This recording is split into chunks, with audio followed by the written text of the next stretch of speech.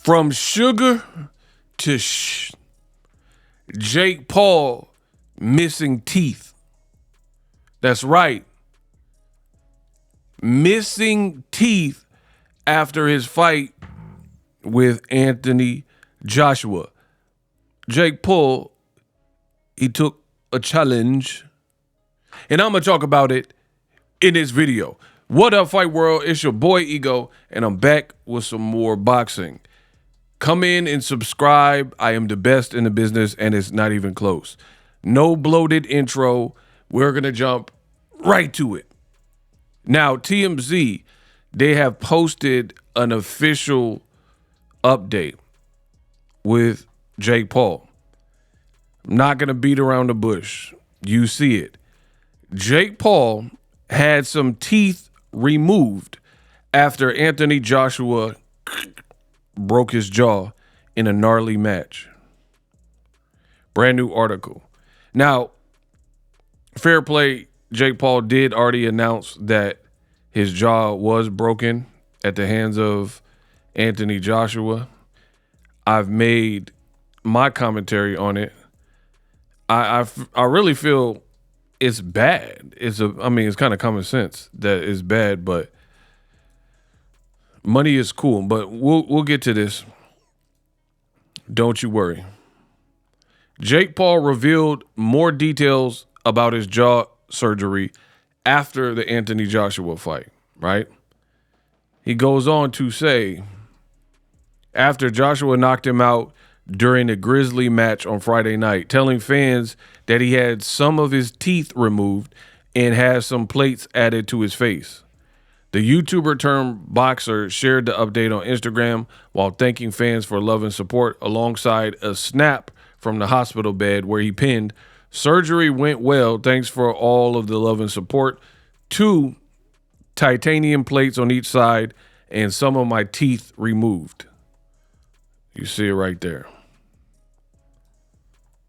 Right? Have to only have liquids for 7 days. So he's going to be on a liquid diet. Jake Paul ended the update with a humorous note revealing he'll be on a liquid-only diet for the next 7 days, which means no hot dogs. This is off the menu. He shared the x-ray showing the titanium plates inserted into his jaw, as well as the looks like a few teeth missing from the bottom right side. Wow. Ouch. As we previously reported, Joshua knocked him down twice in the 5th on Friday before putting him down in the canvas for good. I thought he got knocked down like 4 or 5 times, so I don't know about that. But I guess this is Jake Paul now. He has the plates in his mouth. But a little bit of jaw surgery ain't stopping the fighter, because after he got knocked out, we saw him attending a party thrown by Sports Entertainment at a private mansion in Miami, acting like nothing happened, though he did keep the chatter to a minimum. So there you have it. Jake Paul missing teeth after the Joshua fight. Told y'all from the beginning, you don't play boxing. Now, I did see a clip. There's a doctor, not Jake Paul's doctor, but a doctor, and he talked about the healing time. And I want you guys to hear it in case you missed that last video. Roll the clip. All right, guys, update on Jake Paul's jaw. This is Dr. Dari Hamra, oral maxillofacial and facial cosmetic surgeon in Washington, D.C. A lot of you have told me he didn't break his jaw. Yes, Anthony Joshua broke his jaw. But look what he had. He had surgery. He wasn't wired shut, probably because all these crowns, his teeth are crowned. That's why they're lighting up bright in the CT scan, because they're all crowns. So if you wire someone shut, you will destroy all those crowns. That's why they chose also to put mini plates and screws. The problem is they put small mini plates and screws. If you wanted to put big mini plates and screws, you would have to cut through the skin under the lower jaw. That would give him a scar, harder recovery. This was all done through inside the mouth. Hence the tiny mini plates and screws. The problem is, since he has tiny screws and tiny plates, he was not wired shut. He won't be able to chew, and it's a little bit risky. So he's definitely going to be on liquid diet. Is he going to lose weight? Most likely, you'll be on liquid diet. You can't eat anything you want. Yes, you can make sure you have enough protein in your diet, enough fats in your diet, but also coupled with the fact that you can't work out 4 to 6 weeks poses a problem. So when can you fight again? A lot of you ask me that question. I would say at least recovery is going to take at least 9 to 12 months. So I wouldn't recommend them fighting for at least 9 to 12 months. Boom. Recovery 9 to 12 months. You guys, you can say whatever you want, but there's thousands of memes about Jake Paul now. And the most people can tell me is, oh, but Jake Paul made a lot of money.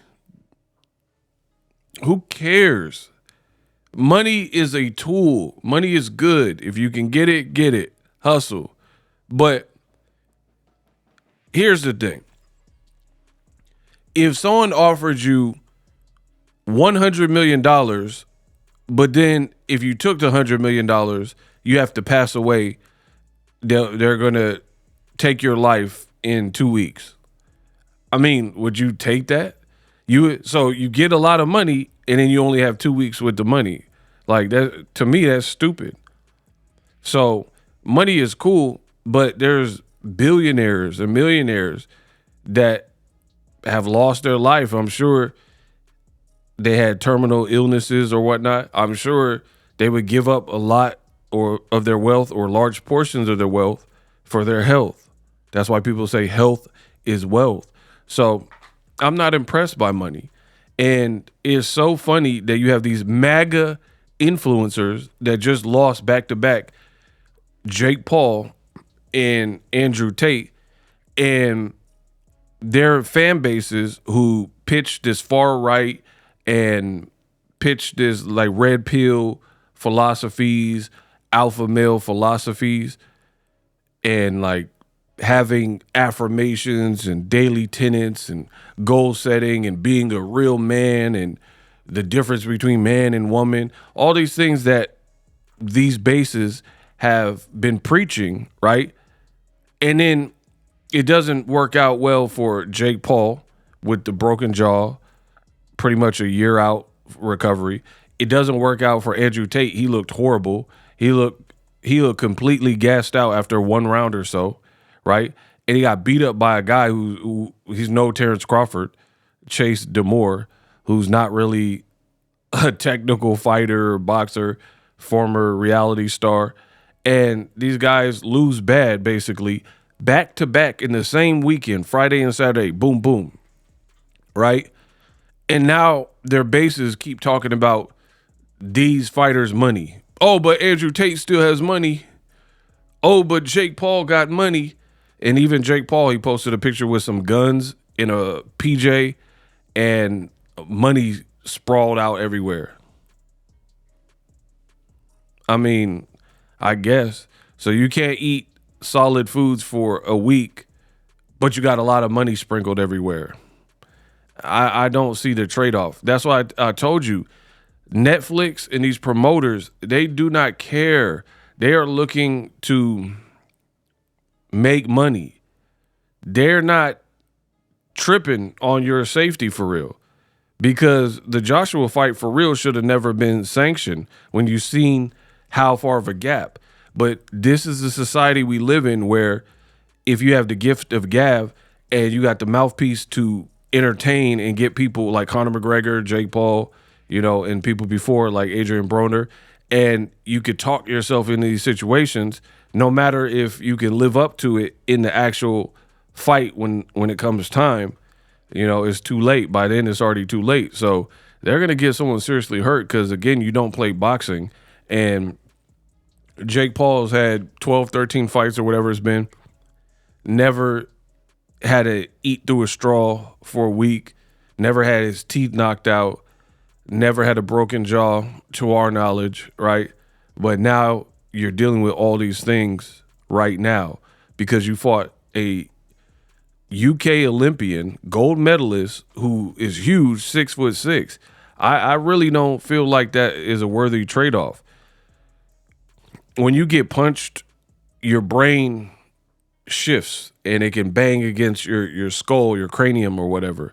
And you do that enough times, you could develop dementia, CTE, loss of memory, these types of things.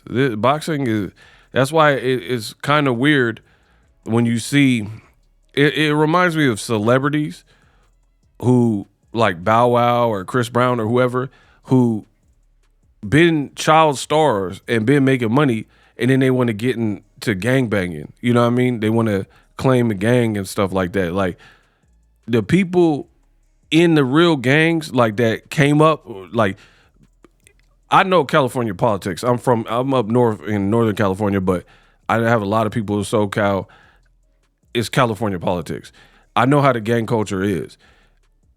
Whatever your mama was, whatever your daddy is, that's what you are. Wherever section you from, like where your house is, that is most likely the set you claim and the gang you get affiliated with. You know what I mean?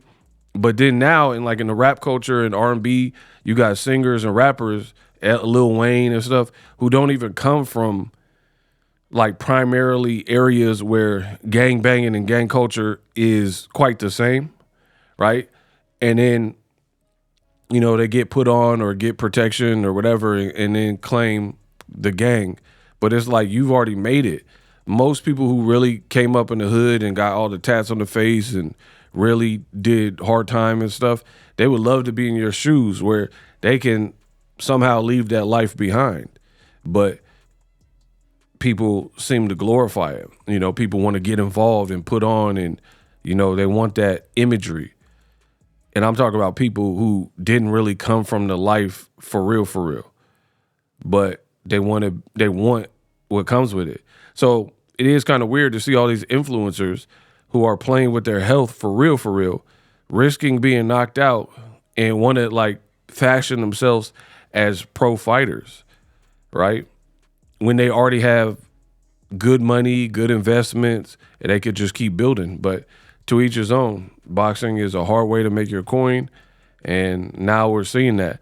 And truth be told, for like a person like Jake Paul, I don't even know where your career, because even if you drop down, don't fight at heavyweight, you fight at cruiserweight, you can't eat solid foods for at least 7 days, possibly longer. You're going to lose weight. If you're used to eating whatever you want because you were a heavyweight, and then now your mouth has plates and stuff, you can't eat like a big hunking cheeseburger with bacon on it. You won't be able to chew that. You can't go to the Mexican spot and get chicharrones, you know what I mean? Like crunchy beef jerky. You're not going to be able to eat that type of stuff. So you're going to lose weight. And as a fighter, somebody under 30 like Jake Paul, the prime of your career, like prime years, because you started boxing late, but prime years, you're going to be out for a minute. You're going to be out for 9 months, the bare bones minimum, in 12 months. So we could have very well seen the end of the Jake Paul experience at any type of higher level, because months ago he was talking about, I'm going to knock out Anthony Joshua. He's stiff. He's slow. None of that happened. And you were falling on the ground and stuff. You were talking about you're ready to fight Canelo. You're ready to get ranked. You're ready to, we sent an offer to Terrence Crawford and Gervonta Davis. You're ready to fight lifelong fighters who've been doing this. But that Joshua fight, and mind you, Joshua didn't even look great to me. He really didn't. He didn't. Like if Joshua was in there with Fabio Wardley or Usyk 3 or Tyson Fury, that version of Joshua, I don't know that he beats any of those guys. But against a novice pro like Jake Paul, one punch really is what did all the damage. But the point I'm making is Joshua didn't really look great. Jake Paul definitely didn't look great. So this whole fight really set you back because, yeah, you made a ish ton of money, but will you go back to boxing? And if you do come back to boxing, cool. Who are you going to fight? Because now, like, you have to understand how boxing works. If you're a high-profile boxer, people know what transpired in your recent fights. Like, Adrian Broner, when he's undefeated, cool. hard to beat. You don't necessarily know the ticket. But then when you watch Maidana drop him, hurt him, now that humanizes Adrian Broner, and you don't think fighters grow in confidence, even if they can't beat Broner, it's still going to make fighters more confident seeing what Maidana did to him, because it just gives you kind of a glimpse or a pathway, right? So best believe that Jake Paul is in a brand new situation that he's never been in, because he's dealing with a public, very public, missing teeth, broken jaw, screws, plates in your jaw. That now becomes something people can target. Like, I know fighters particularly, like know them personally, and if they're in a fight and somebody's eye is swelling shut, they are trained to keep hitting you in that eye. Whatever you don't like, they are trained to target what you don't like. Boxing is that vicious. Like, if you're grunting every time, boom, they dump to the body, boom, boom, boom, they're going to keep hitting you in the body. So now it's kind of open season on Jake Paul's jaw, because people know it might now be a vulnerability. So if Jake Paul does continue to fight in boxing, if he's doing it, how are you going to top your events? You're fighting, it's supposed to be Tank that got canceled, AJ, Mike Tyson. What is your net? Who can you fight to? You can't fight no David Benavidez. Who are you going to fight to top these last couple fights that you've done or been in place to fight like Tank? How can you top that? You know? And then if you do, that means you're going to have to get somebody who's a real contender and like a serious fighter, which now jeopardizes your health even more, especially coming off of an injury where you have a broken jaw. So I never really liked the fight. I definitely said that before the fight, and now you guys see why. I told you this is why I wasn't really excited for the fight, because to me, I didn't really understand why we're watching it. I don't understand how you go from Tank to AJ. Even Francis Ngannou said that. He was like, I got the call, and he's like, I'm like, what are y'all calling me for? And he's like, how you go from Gervonta to Ngannou, and you know, how you going from Gervonta to AJ? Everybody with a brain was like, this is like really weird. But Jake Paul, being a showman, he acted like there was more to it, and tune in, and you guys will be surprised what I'm cooking. So we all tuned in, and then we all seen you get cooked and falling on your knees and tackling him and diving.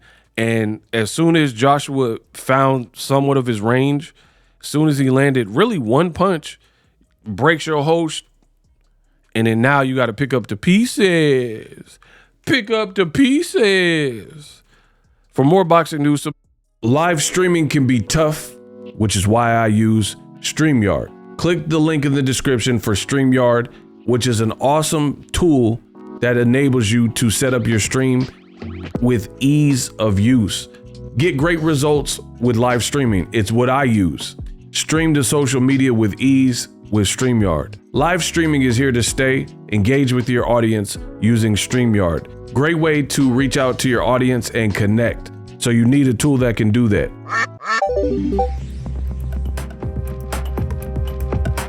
If you're new to YouTube and you're struggling to get views, one tool I can provide to you is TubeBuddy. I've been on YouTube over 10 years. I use TubeBuddy daily to crank out videos just like this one that you're watching. Learn how the pros do it with TubeBuddy. YouTube receives a lot of traffic, which also means a lot of creators, a lot of people putting out content. So you need to learn the ropes so you know how to separate yourself, especially if you're new. But even if you're a pro, use TubeBuddy. The link is in the description. Get more views, more subscribers, and a higher click-through rate, so ultimately you can realize all of your online goals. Use my affiliate link in the description and grow your channel fast.